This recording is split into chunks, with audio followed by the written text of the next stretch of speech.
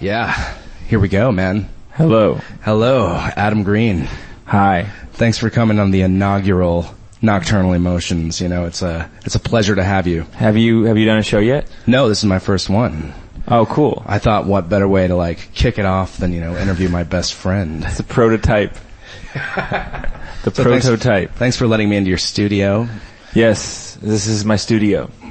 So basically the whole point of my podcast is to kind of wax poetic, have a conversations after dark, Little flowetry for the people to listen to on their long drives or as they do their work. People are driving through the mountains. Yeah, I mean, what do you imagine? I imagine it's a dark night, passing by the mountains, like on the hills you see the shadows of buffalo. Yeah, roaming the shadows. So it's like some sort of cliff situation. And it's daytime, and then blackened buffalo against like a dark green hillside. Wow! At night, and that works in your last name. That's pretty. That's a lot. That's really telling, Oh yeah. I'm always on the lookout for green. So here we are. We're in your studio where you're working on one of many new shows that you have coming up. I've been sort of doing these like crackhead drawings. Yeah, inspired by cubes. Yeah, I'm seeing a lot of Garfield and Big Bird represented. Yeah, I've been doing a lot of cartoon symbols, reduction,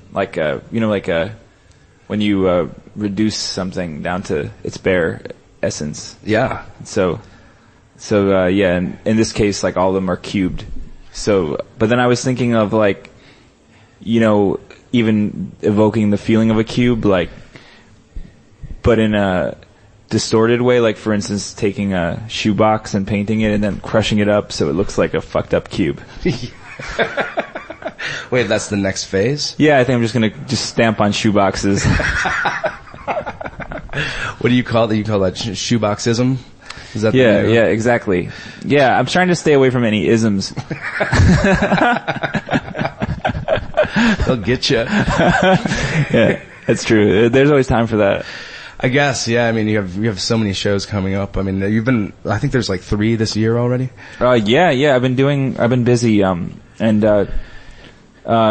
We just had that listening party for the Binky record. Oh yeah, you have a new album, Adam Green, or is it Binky Shapiro and Adam Green? I wanted it to be Binky Shapiro and Adam Green because she sings more on it, but she said no, so it's gonna be Adam Green and Binky Shapiro. Well, according to her, it's alphabetic is the reason why. That's pretty good. I go alphabetical when I do songwriting stuff. Right. Oh yeah, like Lennon McCarthy. Those albums were killer. Lennon McCarthy. Yeah. McCarthy Jesse McCarthy. Lennon McCarthy. Oh my God, that's like the next concept album coming. Lennon and McCarthy coming next year. But that album's coming out. You guys are pretty good. You guys were pretty good.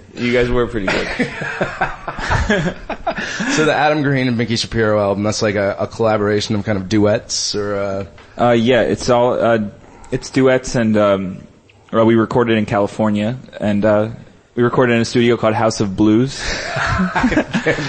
Unfortunately named. Yeah, it's a studio's called House of Blues because the guy owned the House of Blues franchise and maybe he was bought out. Yeah. But one condition is that he could keep his studio named House of Blues. Which is the dumbest He wants to keep it called that, so. That's, just to keep the real lofty name high of the studio so people know that when they come in, they're gonna get gospel brunch quality recordings.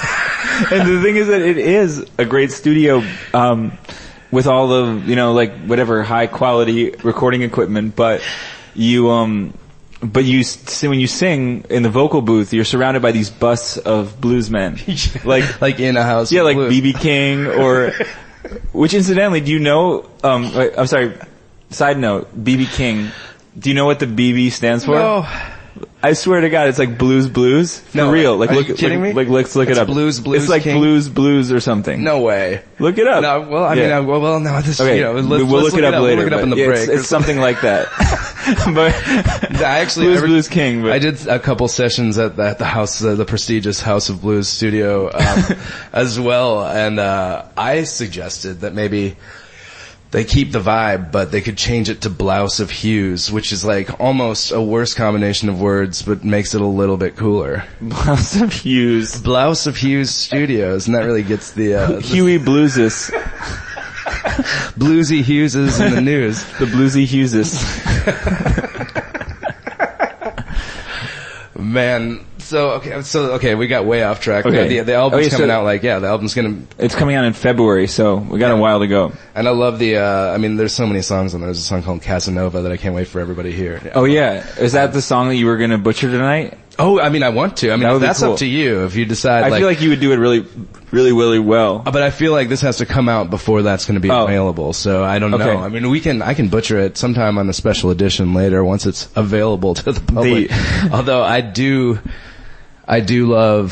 This is like a foreshadowing, by the way, to an upcoming game that I want to play called "Let Me Ruin Your Favorite Song." But we'll get back to that later. This is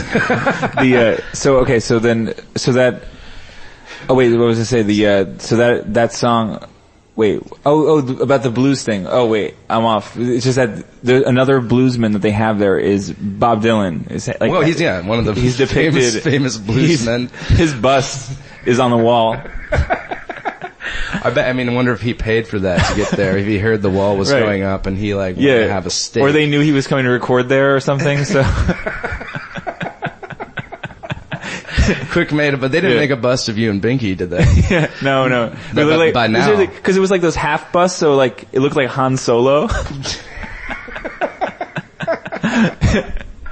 Well, you gotta admit it's kind of amazing to be able to go into a nice studio and make great albums at this point. Like you and I have both been kicking around in music for ever, since we were teenagers, and you came from being in the Moldy Peaches and making records that are equally revered in your bedroom. That's kind of amazing. Mm-hmm. Yeah. I always feel like I get a big kick out of going into the studio, and I don't know. I always feel really excited, and I don't know. And on the other side, what was it like? Just so I don't know if you've ever really explained this in your own voice to anybody, but when you went back and made those lo-fi Moldy Peaches records, or go back in time and think about that, what was the process? Because it's pretty interesting. Okay, well, I think that was different in the sense that the Moldy Peaches songs are really written probably within a few days of recording them, or maybe that day, and then because it was more bedroom style. Yeah, there was a whole I feel the way that we were approaching it anyway, because at that time, we were just really engrossed in lots of home recorded music, and we never thought of anything as being a demo or a finished thing. We just thought we thought we were making a record at home, and we thought that they would, every time we would just write a song and record it, that was the end. And so I think that's kind of infused with that spirit. And with the Binky record, it's really carefully written, and I feel it's more it's just the whole process of making it was so different, because it's more I guess a Leonard Cohen album or something, where it's really the words are very carefully put together. Yeah. And the whole vibe's kind of shifted since Binky's not your babysitter like Kimya was. Yeah, Binky isn't my babysitter. And but that was it's kind of funny, because being a kid and and Kimya was not really a kid. She was an adult that with the spirit of a child. Yeah. Totally. But so Kimya's 9 years older than me, and so. But then, I don't know, we both look pretty young, and I feel when I look at pictures, we both look really young. Yeah. Totally. But I was a real kid in that band. I was 12 or 13. Yeah. No, that's crazy. Yeah. It's amazing. It's you guys just, was it out of boredom, just when you guys were hanging together? Did you hang outside of her babysitting you, or did you just come over to babysit and you guys would make project songs? Yeah. It was kind of at first, I was getting into like indie rock records, like Unwound, or I love Unwound. Or what was it? We were like Dub Narcotic Sound System and the Makeup, and all these different bands were coming to New York to play. And Kimya was sort of familiar. She'd gone to college at Evergreen, and so she knew about that stuff, and she would take me to the city. And I wasn't old enough to go by myself, and my parents would be like, "Oh, okay, like Kimya, will you take care of Adam and take him to?" Oh, that's amazing. To that's the shows, like the best hookup. And so, and we did, but like she would like, like she'd like get lost in like the dressing room, being like a groupie to the band, and like I'd just be like left alone outside the door. Hey, mister. I know. I'd be like. Exactly. She definitely didn't want to be seen with me. She would always ditch me. Classic. I mean, that's like the classic tale. Yeah. So, I mean, you were totally cock blocking. I was cock blocking with my little cock. With your little youthful cock. Yeah. Yeah. So, and then, what's funny is that, so then we used to go home and like, I'd be like, we should write songs, and she worked at a record store in town, and I'd bring my guitar, and we would write. I worked at a pizzeria next door called Pizza Pizzazz. And I just remember they had these like little like red like crayons, I think they're called like China markers, and this like yellow legal tablet. Yeah. And so we'd write with like this like big red crayon on like a yellow legal tablet. And, and some of the really early stuff is like really unlistenable, like completely, totally unlistenable, and really embarrassing. Because the thing is, we were talking about, I guess this episode you said was about embarrassing stuff. Yeah, and I feel like, deal. I mean, there's a difference between embarrassing and like really, really embarrassing and like crazy, just yeah, like because totally. I mean, some of the early, Moldy Peaches or stuff I was working on was really like Nirvana influenced. Yeah, but in a really embarrassing way. Well, totally, but that's like when you try to like, anytime I try to like rip off a song, I can totally go ahead and try because I never can achieve it. You know what I mean? And like it always sounds like something totally completely different, like a crazy person's like interpretation, and that's just like my process gets me to like the dumbest places, but then it works for me.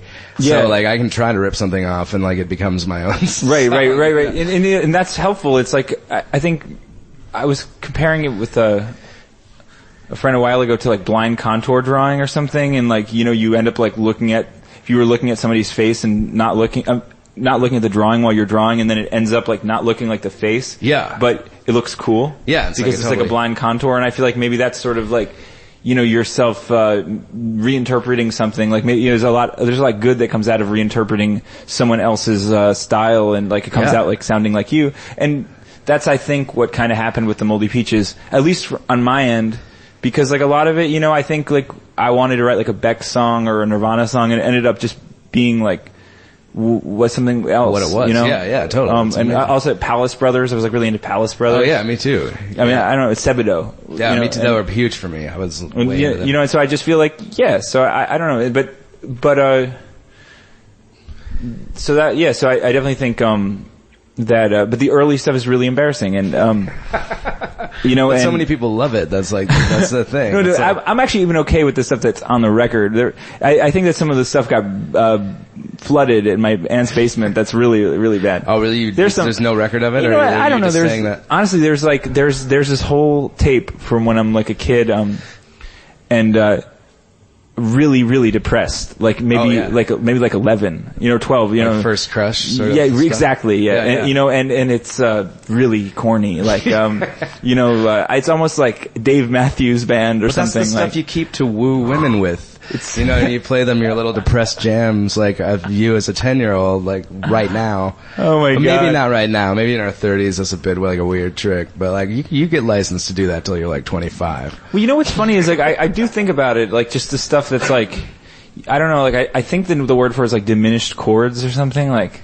those kind of chords that are like, they're kind of like, jazzy. They're a little jazzy, and like, I don't know, when you discover, like when you're first playing guitar and like you try to write the songs with it, but it's like, it always is like a little bit, and I don't know if it's like Dave Matthews Band or something like that, but it's like very like, it's very soft, and like, if you combine that with like the poetry of a high school, loner, it just can't help but like be appropriate for you to sing that song on like the subway platform, like for passing, busking? it's busking music. Yeah.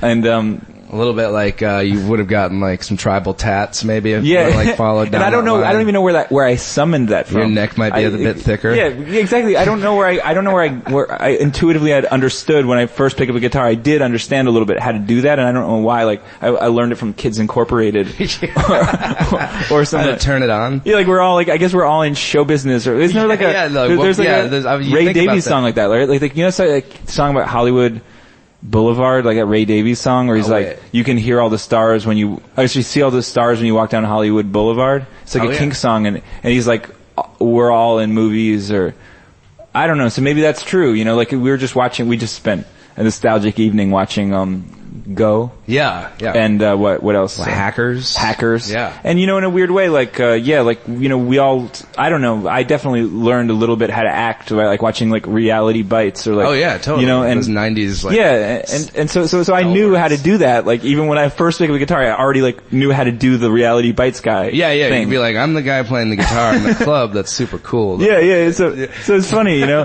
Like you had that archetype and you could become him. Yeah. It's weird. I know. I know the exact thing. Like, but it is like, cool. This is how I'm supposed to be a rocker. Yeah, exactly. Yeah. And it's cool. And I think that maybe, so, you know, and I think maybe what's fun or what was cool about the Moldy Peaches was that through humor and stuff, and also maybe with a friend and like having like the support of a friend, we were like able to sort of make up, you know, sort of like our own style plus, you know, deal with things like emotionally with humor and stuff, and like maybe like was the first chance that I was comfortable stepping out and showing people something that I did. Yeah. Because I had the support of my friend and stuff.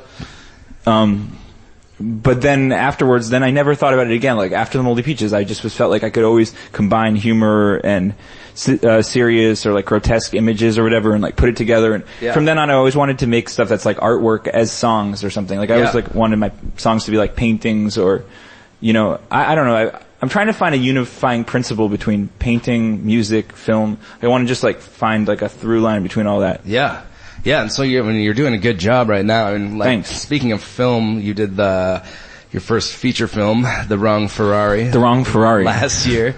Like, you started shooting that on tour. You shot it all on your iPhone, first of all. It's an iPhone film. I mean, it's arguably the greatest iPhone movie of all time. I know.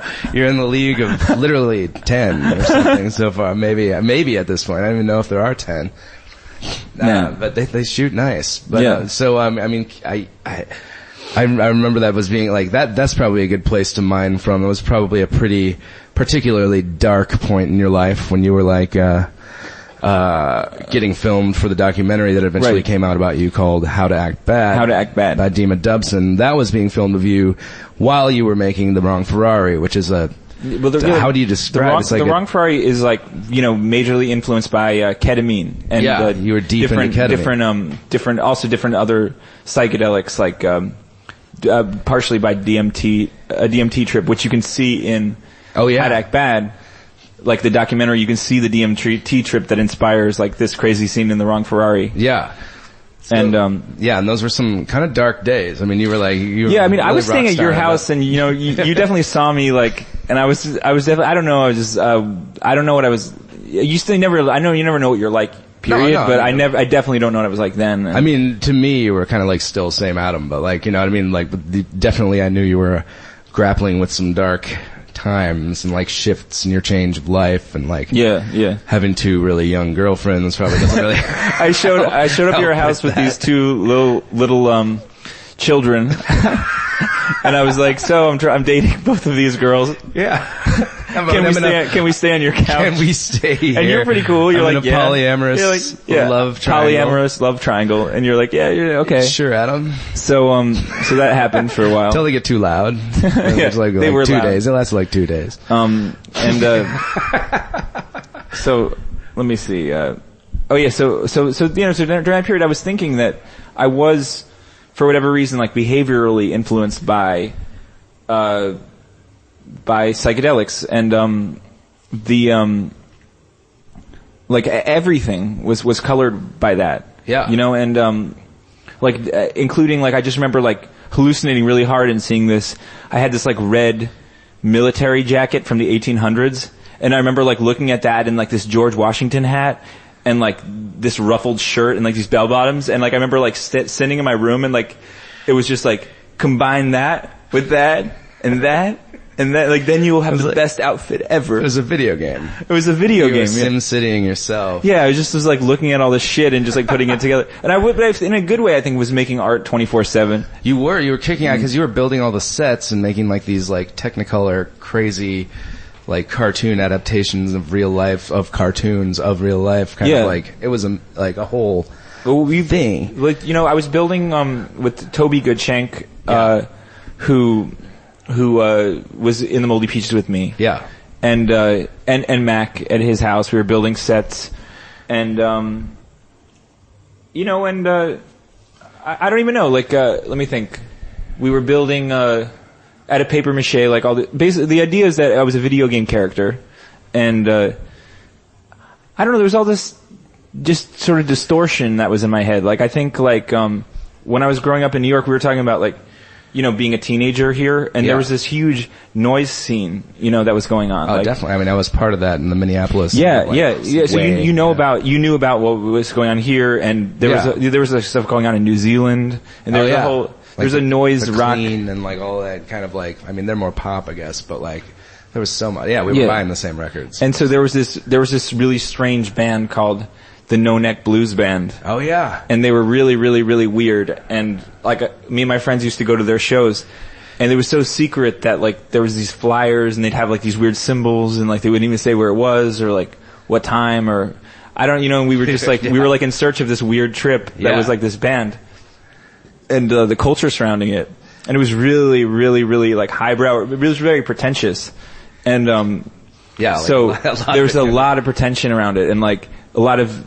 I really admired the way that they would like, sort of, like, the linguistics around it. Like, you know, I don't know, they would sort of incorporate all these sort of like avant-garde musical theories, like, into their music, and use like all these sort of weird, like antique psychedelic expressions and stuff.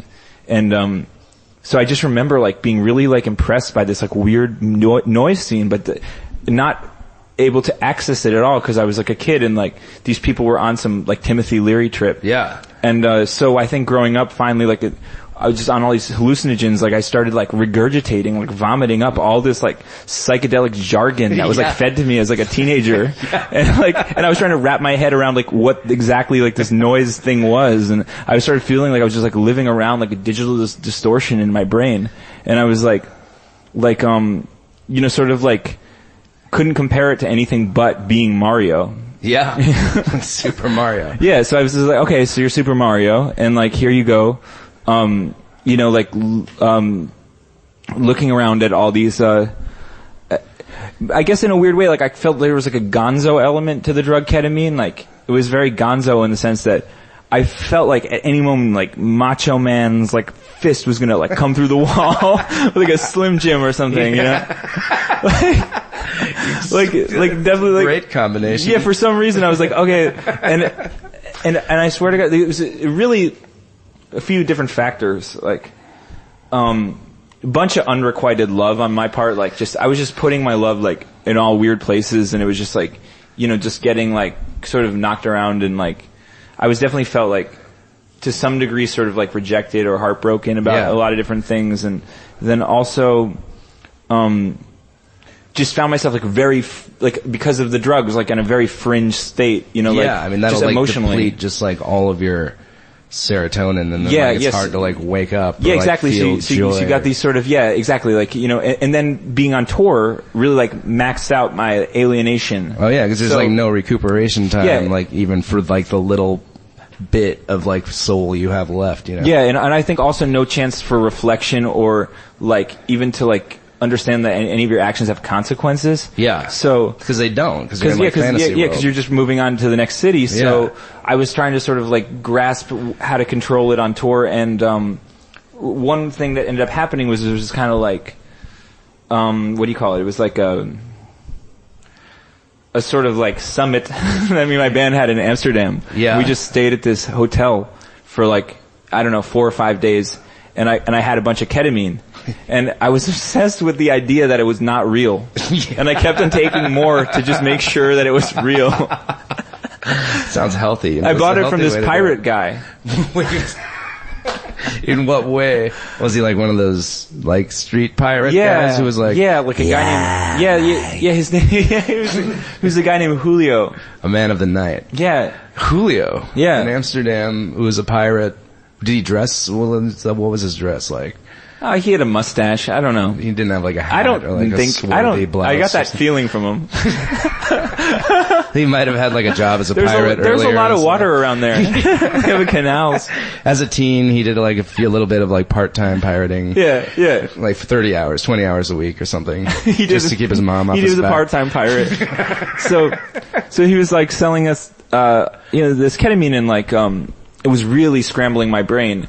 And, my friend Francesco, who who lives in Milan. Yeah. He had given me English translations of the Dante's Divine Comedy, and like I was just obsessed with like I wanted to read it really fast. So like, you could read it on ketamine? Well, I was trying to. He was writing a movie, and he was like having these meetings in the park with his friends. So I'd take like the Divine Comedy, and I would try to read it like in front of them while they're having their meeting in Italian. So the first day they have like a meeting. Were you just trying to read it in front of him? Well, I mean, like as much as you can. I mean, it's like aloud or to yourself? I'm drunk. No, I'm pretending to read. No, I was reading, but it's like it's just like they're having it was like the whole thing was. It wasn't very. I wasn't able to focus so much. Yeah. Because, Because you can only see through a pinhole? Yeah. Exactly. I can only see through a pinhole. So I'm watching the Divine Comedy of a pinhole. And, so I'm reading this thing and, they're having a meeting and like, I started to, first of all, day one, like, I read like 100 pages of it or something and he was so impressed. I think because it's way harder to read in Italian. Yeah. So it's like not that hard to read in English because it's already translated into like whatever modern language. For us. So for him, it's like really complicated. So I'm reading the Divine Comedy.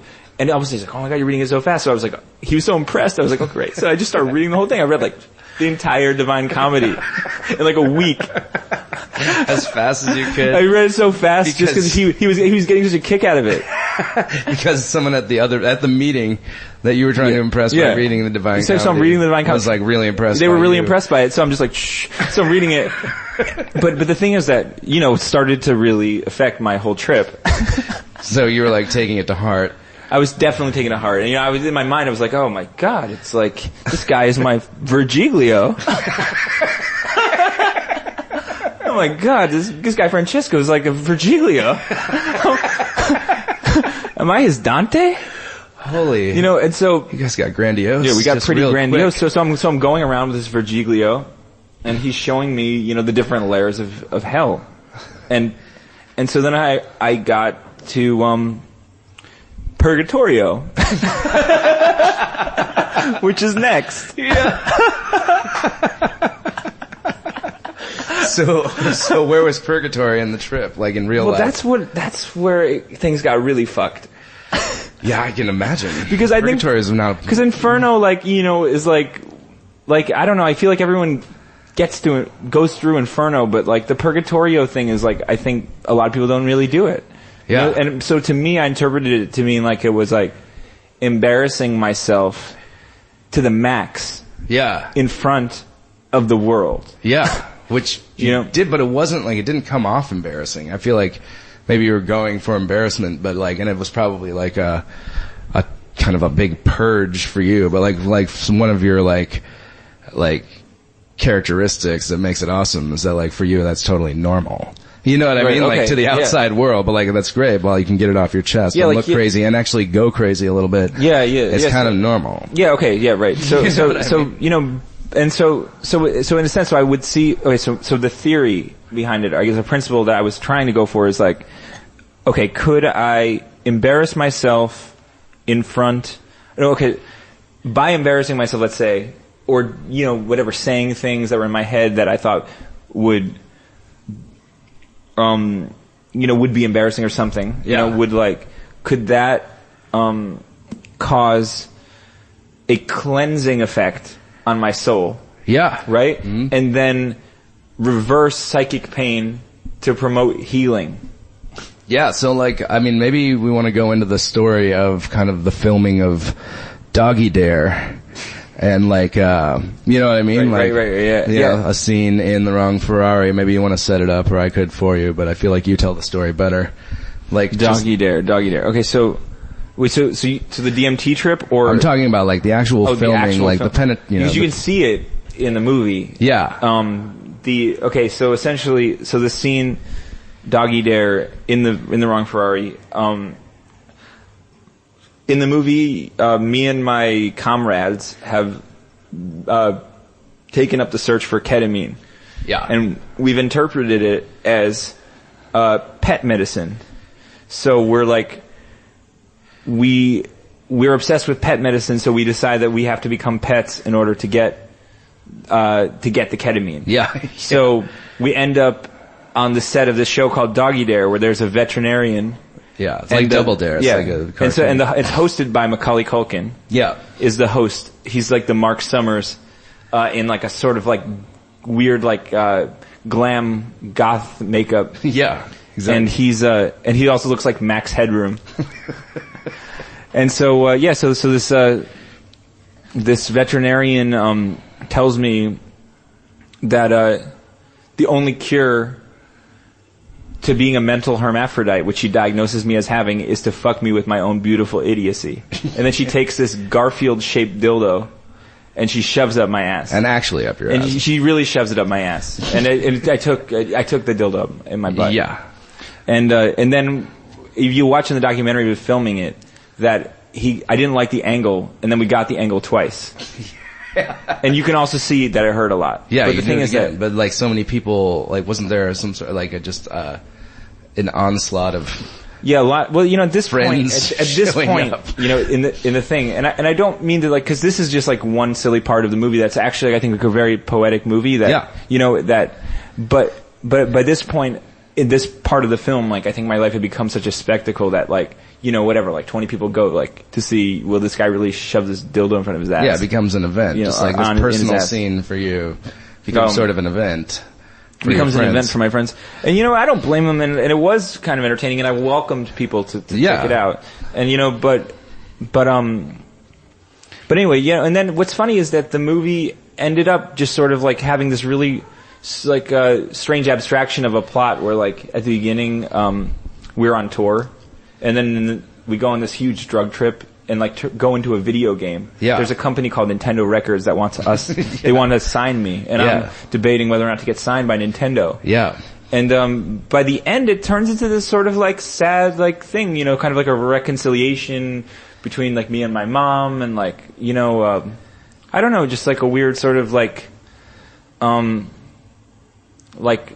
weird, like, I don't know, I guess it's kind of like it's an unrequited love story, and like, and then, I even think about the ending sometimes, because I think like, I think the last scene is really, really telling. Like, I think the last scene is really crazy, especially if you know about what the movie's about, like, and I think you have to watch the movie a bunch of times to know that. I think the last scene is really like, how does it drive it home?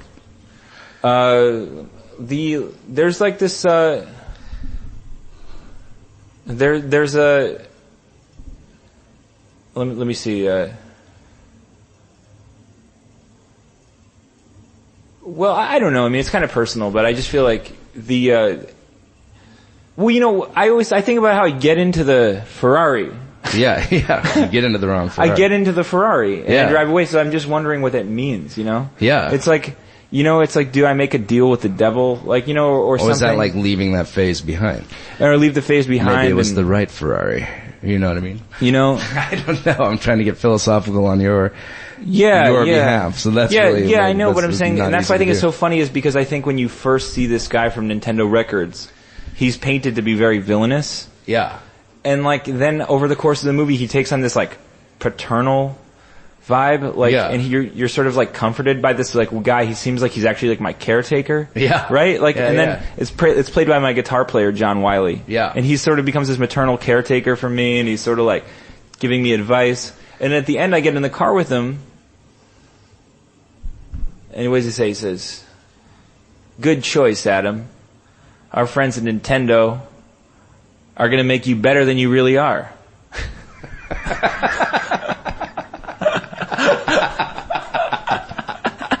And I get in the car with this motherfucker. Jeez, yeah, then you just go. I go in the car. And, I mean, why wouldn't you? And then Elise is running after me. She says, "I love you, faggot." And I go, and I said, Ferrari's driving away. I say, "I'm proud of you." This is just that typical sweet Hollywood ending. Yeah, it's a nice Hollywood. At the end, Max says this line where he says, they tried to turn me into a chap, they tried to replace me with a chap named Turbo Marco, which I guess is a play on Super Mario. Yeah. It's like an Italian... Turbo Marco. Turbo Marco is like an Italian Super Mario or something. But then I think that I wish that he had said, and I wish I could rewrite it so that he could say, they'll try to turn you into a chap named Turbo Marco. They'll try to replace you with a chap named Turbo Marco. But I guess you got it out there. I got it out there, but I feel like people should know that it's wrong, I think. Okay. Good.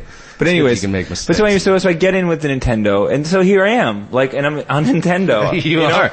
Your kind of life is very Nintendo-esque at this point, but it's true though, in a weird way, because I don't know, because the Binky album is going to come out on like Starbucks Records. Yeah, I mean it's kind of like it's like foreshadowing in a way, which is amazing. Yeah, it's called Concord. It's like distributed through all Starbucks. It's going to come out. Yeah, it's going to come out on Rounder Concord. Which is I think like a label that used to do a lot of stuff with Starbucks. Yeah, so, they still do though, right? I think so. Yeah. Yeah. So, which is so it'd be kind of interesting. So like maybe I've gone into the video game. I don't know. Or maybe I'm Mario now. Yeah. But then I have this feeling that I'm Aladdin. Which is the next script altogether. Yeah. I mean, that's a whole thing. Yeah. But so I think that after Mario comes Aladdin. Reverse alphabetically. Dude, that's the next episode for sure. Yeah. Maybe we should play the game. Let me ruin your favorite song. Let's take a break for a sec. Sure. So I'm interrupting the show to tell you more about Earwolf. Leave your comments about Nocturnal Emotions on our forums at earwolf.com. You can also subscribe. Please rate the show on iTunes. We love the feedback. I like to know what you guys are thinking. I want to make the show better. I want to just grow with you. Let's do this. It's all happening. It's so young right now. Become a fan of the Facebook page at facebook.com/Nocturnal Emotions with Harmar Superstar. I'm going to do that myself right now. I didn't even know that existed. So we're all learning together, people. And don't forget to follow me on Twitter. That's at Harmar Superstar, spelled like it sounds. Check out my daily witticisms, dumb puns, the things I specialize in.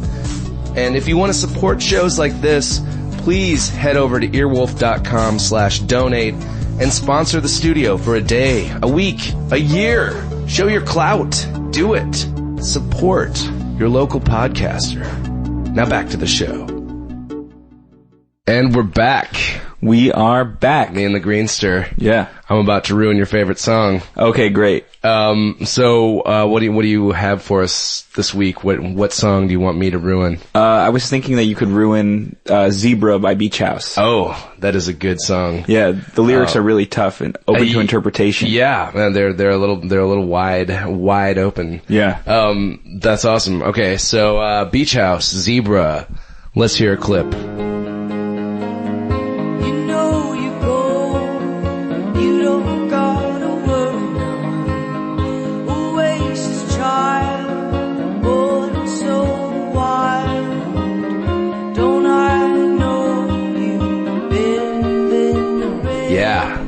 That's it. Okay. Oh man.